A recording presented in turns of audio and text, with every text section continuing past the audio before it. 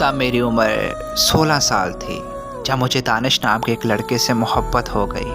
मैंने अपने घर वालों से कहा कि मुझे दानिश से ही शादी करनी है, लेकिन मेरे घर वालों ने इनकार कर दिया क्योंकि शादी के लिए मेरी उम्र बहुत कम थी और वैसे भी मेरे घर वालों को दानिश पसंद नहीं था क्योंकि वो मुझसे उम्र में काफ़ी बड़ा था। लेकिन मैं दानिश के प्यार में इतनी पागल हो चुकी थी कि उसे शादी करने के लिए किसी भी हद तक जा सकती थी।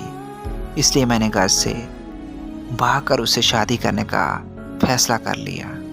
मैंने उसे कहा कि वो मुझे भगा कर ले जाए, मगर उसने इनकार कर दिया क्योंकि मैं नाबालिग थी।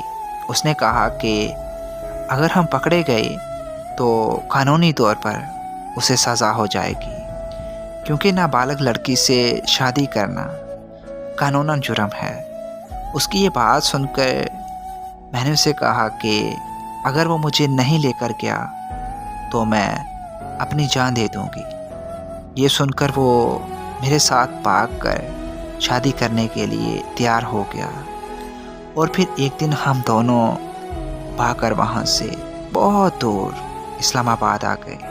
इस्लामाबाद आकर हम दोनों ने निकाह किया और एक घर में रहने लगे।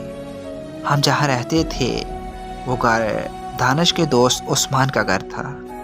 उस्मान और उसकी फैमिली नीचे वाले पोर्शन में रहते थे और मैं और मेरा शोहर दानिश ऊपर वाले पोर्शन में।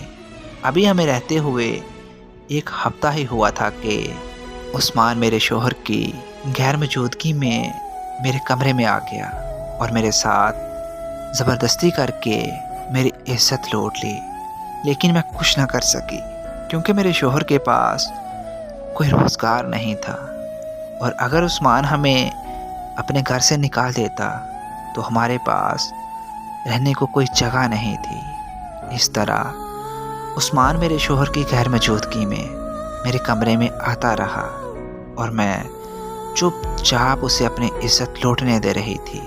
6 माह बाद मेरे शोहर ने मुझे उस्मान के साथ देख लिया और वो वहाँ से चुपचाप चला गया और दोबारा कभी वापस नहीं आया। मैंने दानिश को ढूंढने की बहुत कोशिश की मगर वो नहीं मिला। मौत के अलावा मेरे पास और कोई रास्ता नहीं बचा था, मगर इतनी भी हिम्मत नहीं थी कि खुद की जान ले सकती। बस फिर चुपचाप वहाँ रहने लगी। जब भी उस्मान का दिल करता वो मेरे कमरे में आ जाता और अक्सर अपने दोस्तों को भी भेज देता था। और एक दिन उस्मान की बीवी ने हमें एक साथ देख लिया। उस दिन उन्होंने मुझे अपने घर से निकाल दिया। फिर एक दिन मुझे मसीहा मिला जो मुझे सीधा कोठे पर ले आया और आज 10 साल गुजर चुके हैं। ये कोठा ही मेरी पहचान है। आज मेरे पास काश के अलावा कुछ भी बाकी नहीं रहा। काश मैं अपनी फैमिली की इज्जत को खाक में ना मिलाती। काश मैं अपने शोहर से बेवफाई ना करती तो आज मेरी ज़िंदगी भी नॉर्मल लड़कियों की तरह होती। मेरा अपना घर होता, अपना शोहर होता और मेरे बच्चे होते और मेरे माँ बाप बहन भाई मुझसे मिलने आते।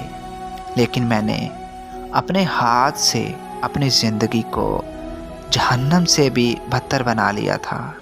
मेरी बहनों, जाने अनजाने में ऐसा कोई काम करने से पहले 100 बार सोचें कि आखिर मेरा यह काम करने से मेरे माँ बाप बहन भाई इस माशरे में क्या मुंह दिखाएंगे।